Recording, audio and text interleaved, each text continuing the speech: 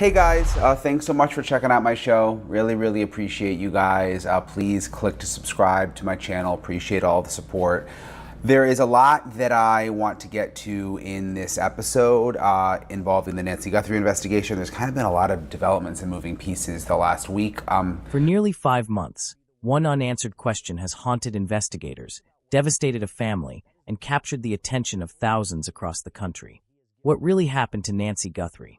Every passing day brings fresh theories, anonymous messages, and claims that promise to reveal the truth.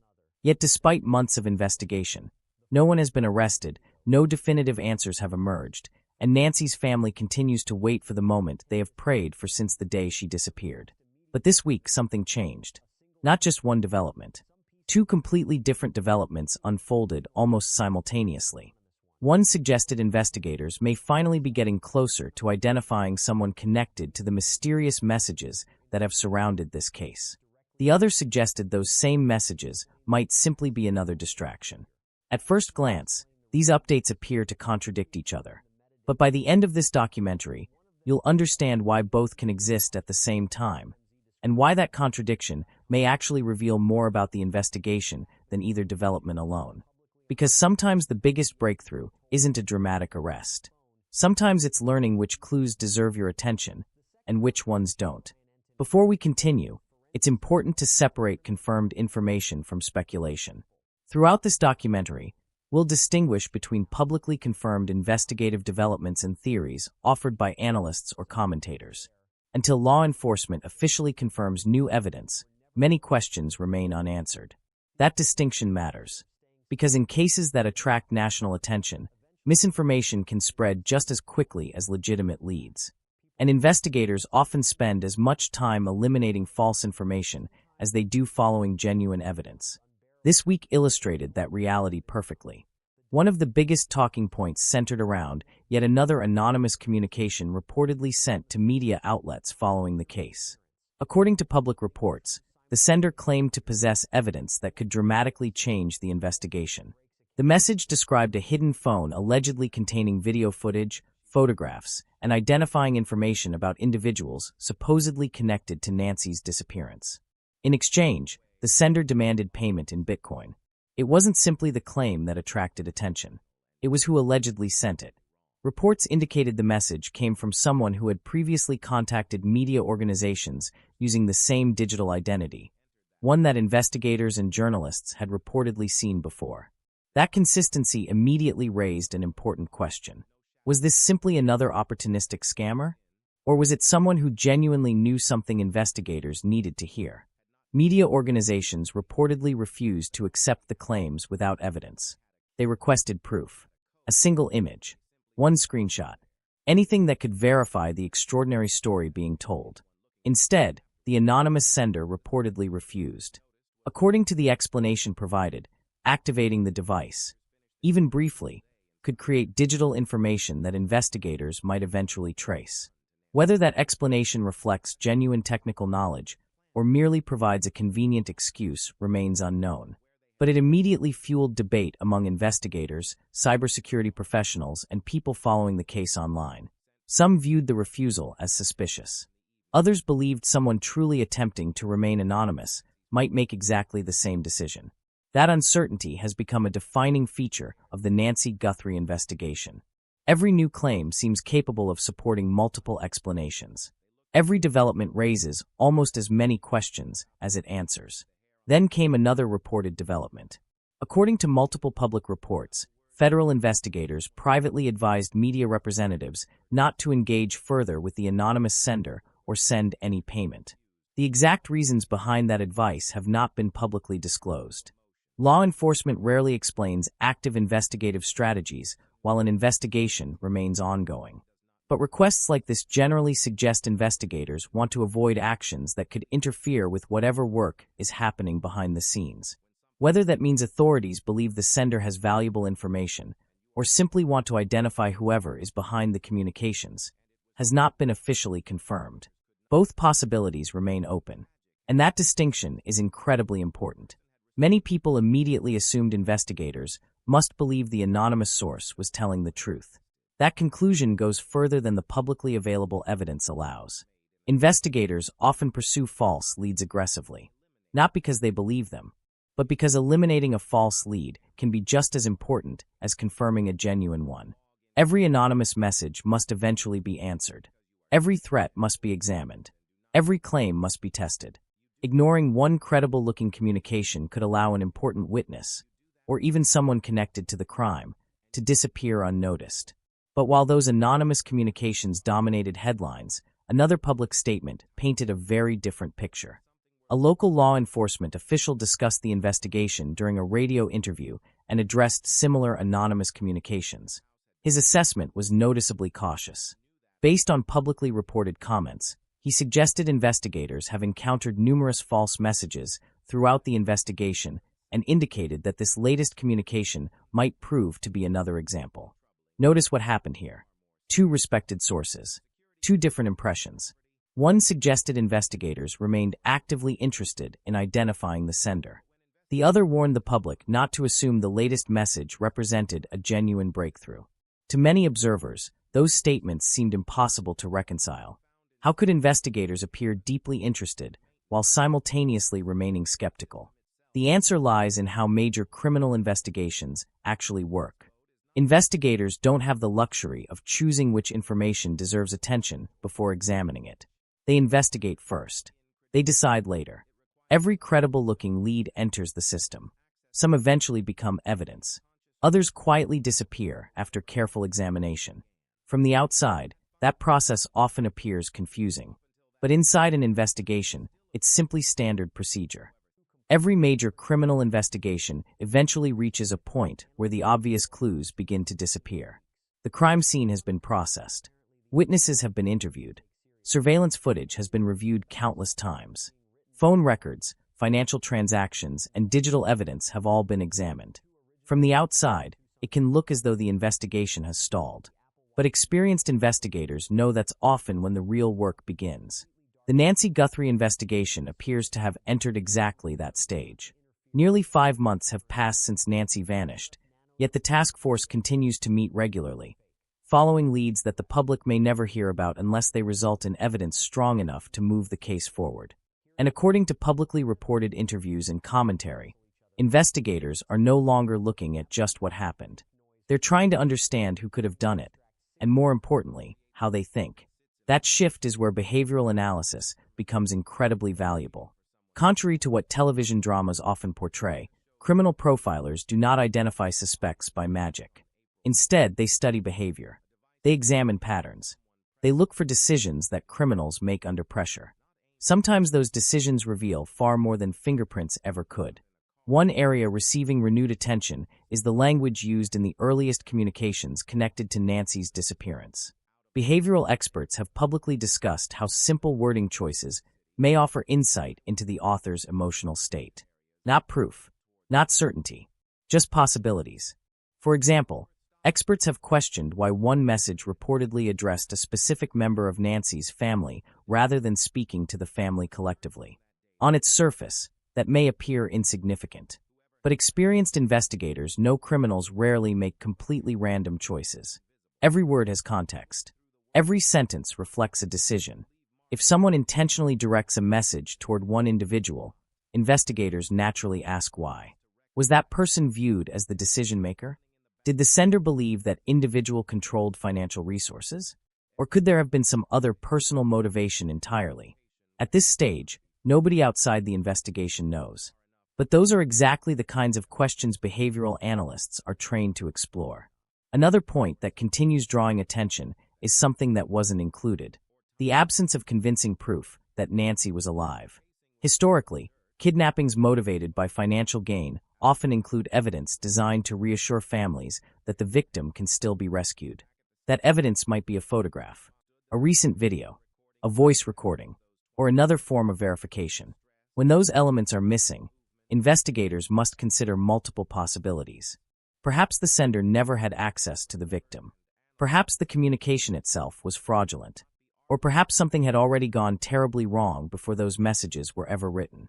Again, none of those possibilities are conclusions. They're investigative questions. Questions that help determine which direction investigators pursue next.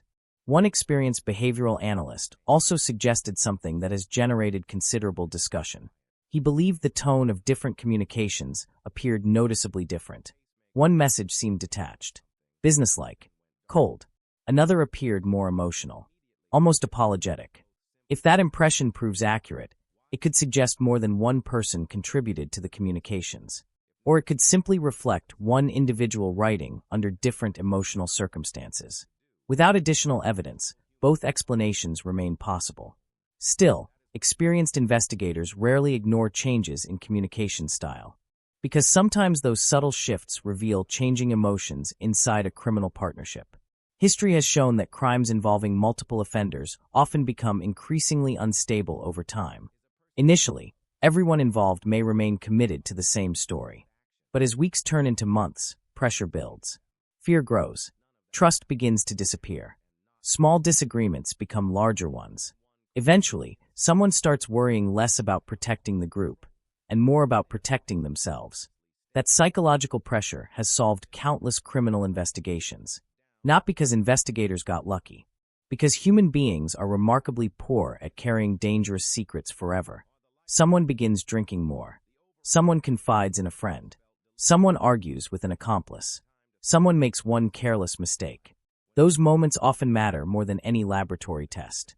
Which brings us to another detail experts continue discussing: the route allegedly taken during the crime.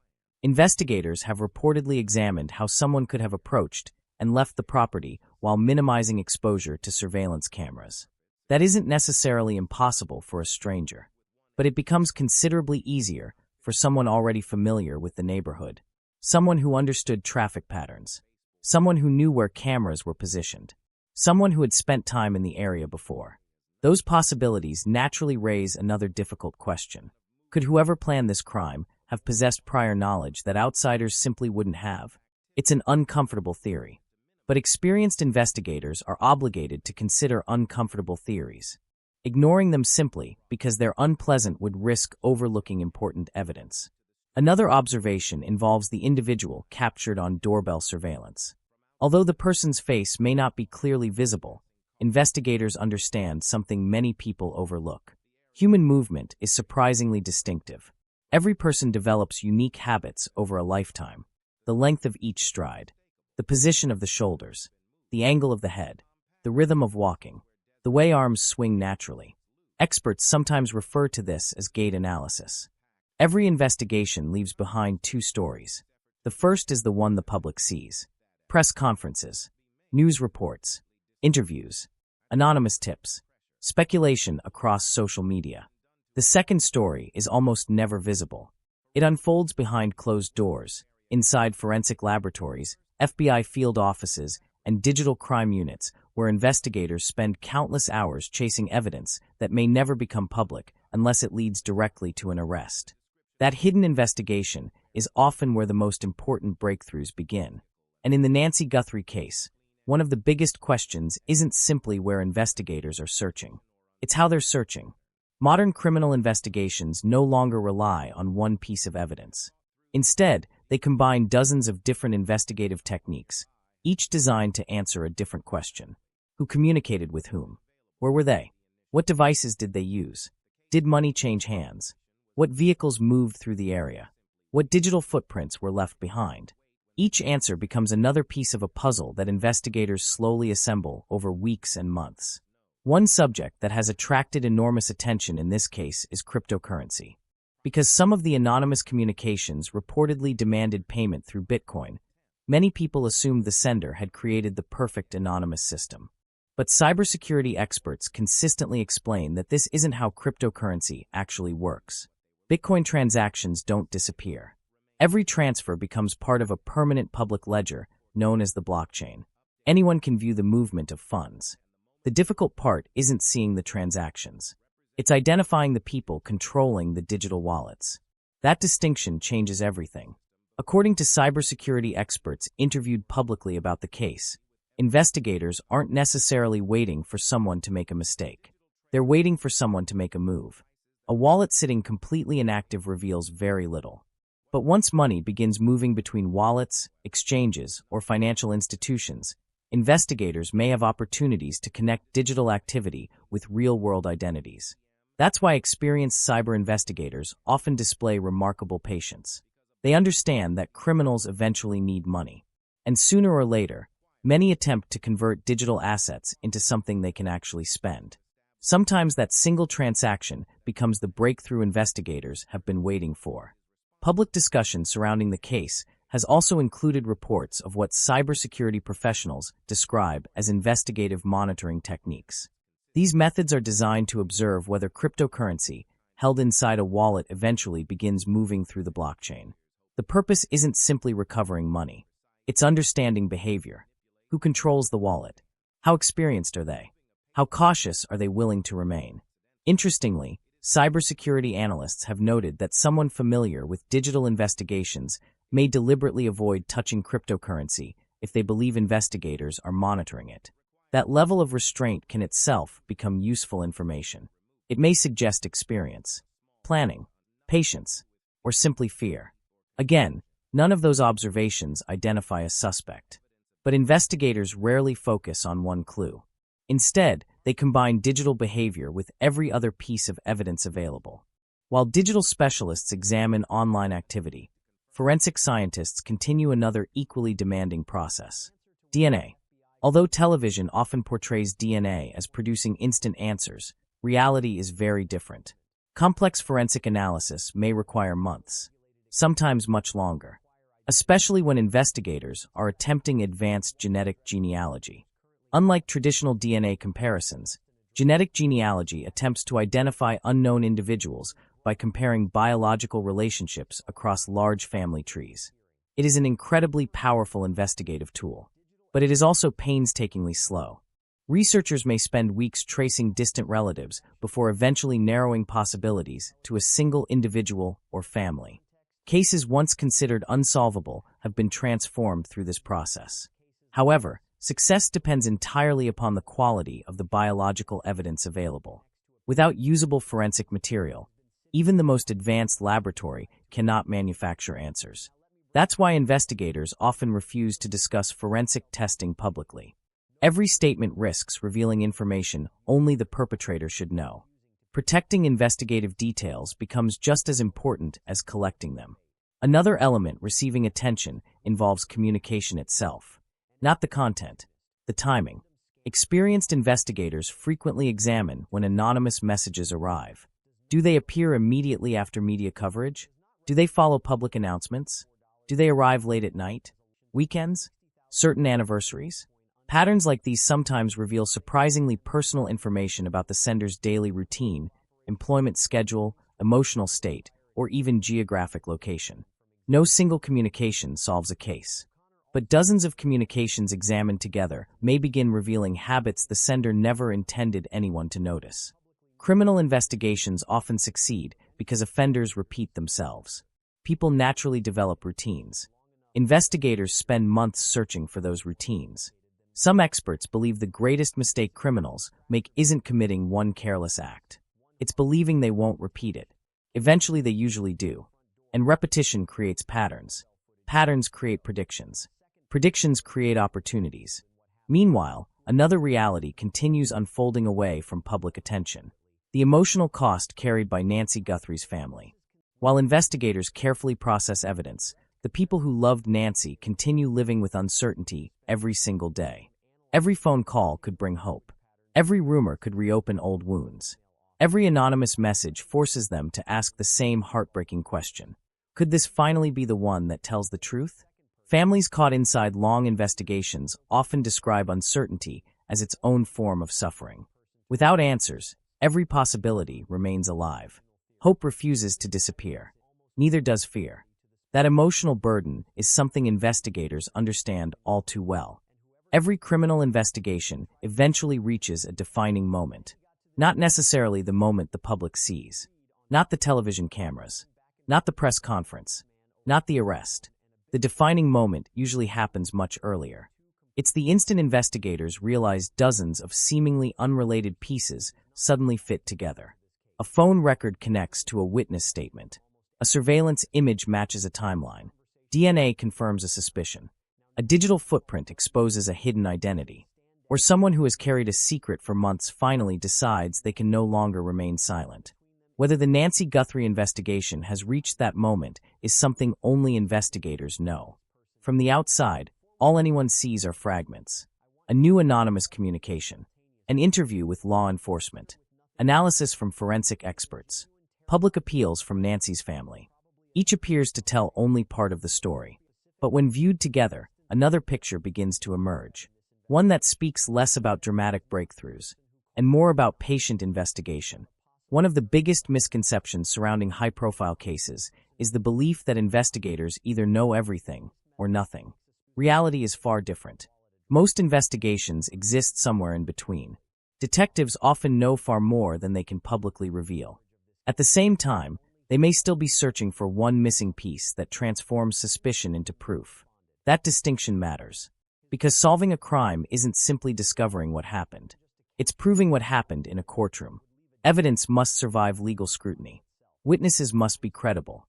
Forensic science must withstand independent examination. Digital evidence must be authenticated. Every investigative decision is made with that future courtroom in mind. That's why investigators sometimes remain silent when the public expects answers. Silence protects the case. It protects witnesses. And sometimes, it protects the investigation from the very people being investigated. Looking back over everything discussed throughout this documentary, one theme appears repeatedly: human behavior. Not technology alone. Not forensic science alone. People. Behavioral experts have consistently explained that long investigations create enormous psychological pressure. Every day that passes changes the emotional landscape. Fear grows. Relationships change. Trust begins to erode. The burden of keeping dangerous secrets becomes increasingly difficult. History has repeatedly demonstrated that criminal partnerships rarely remain stable forever. Disagreements emerge. Someone worries another person may cooperate first. Someone begins questioning whether loyalty is worth the risk. Sometimes that pressure produces mistakes. Other times it produces conversations investigators never expected. One careless phone call. One unexpected confession. One argument overheard by the wrong person. One trusted friend told far too much. These seemingly ordinary moments have solved countless investigations that once appeared impossible. Because no matter how carefully a crime is planned, human beings remain unpredictable. Another lesson repeatedly reinforced throughout this investigation involves misinformation. High-profile cases naturally attract attention from across the country. Thousands of people follow every update. Many genuinely want to help. Others seek attention. Some spread rumors without verifying them. And a few deliberately attempt to exploit tragedy for financial gain. That creates another enormous challenge for investigators. Every anonymous communication requires evaluation. Every claim must be examined. Every tip deserves enough attention to determine whether it contains genuine information. Most will not, but investigators can never assume that before looking. Some of the most important criminal cases in history have turned because one overlooked detail eventually proved authentic. That possibility demands patience. It demands discipline. Most importantly, it demands objectivity. Perhaps that's why experienced investigators avoid becoming emotionally attached to any single theory. Instead, they allow evidence, not assumptions, to guide every decision. If new information supports an existing theory, they follow it. If new evidence destroys that theory, they change direction. That willingness to adapt often separates successful investigations from unsuccessful ones. Throughout the Nancy Guthrie investigation, one reality has remained constant. Nancy's family has never stopped asking for answers. Every public appeal has carried the same message: bring Nancy home. Find the truth. Those requests remind everyone following this case that behind every headline is a real family experiencing unimaginable uncertainty. For investigators, that responsibility never disappears. Every detective assigned to a long-term missing person investigation understands that families measure time differently. Birthdays pass. Holidays arrive. Anniversaries come and go. Life continues moving forward. Yet one chair remains empty. One question remains unanswered. What happened? No amount of public attention can erase that pain. Only the truth can. Whether that truth arrives tomorrow, next month, or years from now, the importance of finding it never changes. As investigators continue their work, one thing deserves recognition. Modern investigations are unlike anything seen a generation ago. Digital forensics, genetic genealogy, advanced surveillance analysis.